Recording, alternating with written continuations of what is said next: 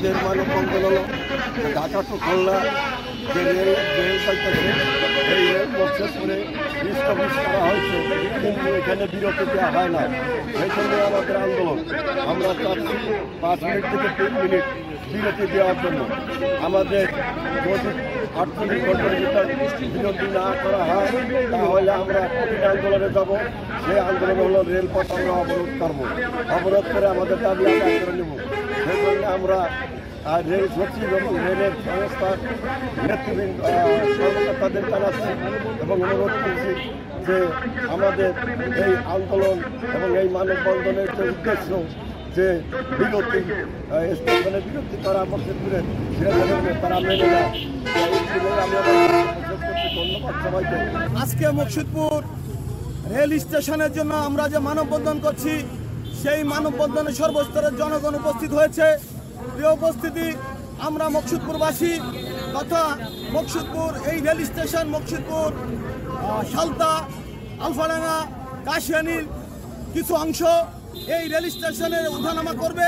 আমাদের প্রাণের দাবি হচ্ছে মকসুদপুরে যেহেতু একটি সুসংগঠিত রেল স্টেশন স্থাপিত হয়েছে, আমরা এই রেলের যাত্রা বিরতি আশা করছি। আমাদের এই রেল স্টেশনে যাতে মানুষ উঠানামা করতে পারে এবং রেল আন্তনগর রেল যাতে যাত্রা বিরতি করে, সেই জন্য আজকে এই মানববন্ধন করছি।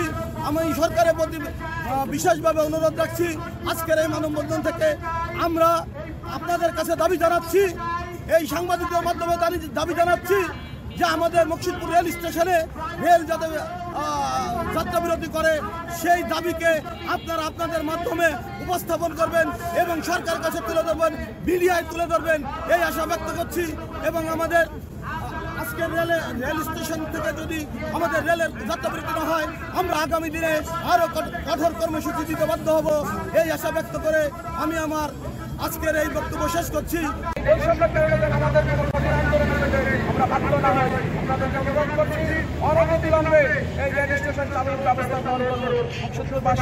ধন্যবাদ জানাই, মিডিয়ার ধন্যবাদ জানাই, সবাইকে ধন্যবাদ জানাই। আমার পক্ষ থেকে আপনাদেরকে আসসালামু আলাইকুম ওয়া রাহমাতুল্লাহি ওয়া বারাকাতুহু। বাংলাদেশ স্বাধীনতা আন্দোলনের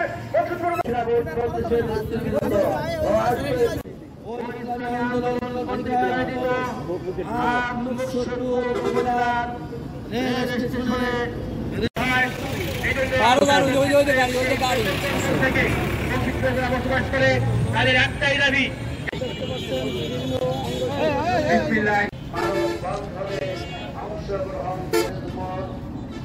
উপস্থিত হওয়ার জন্য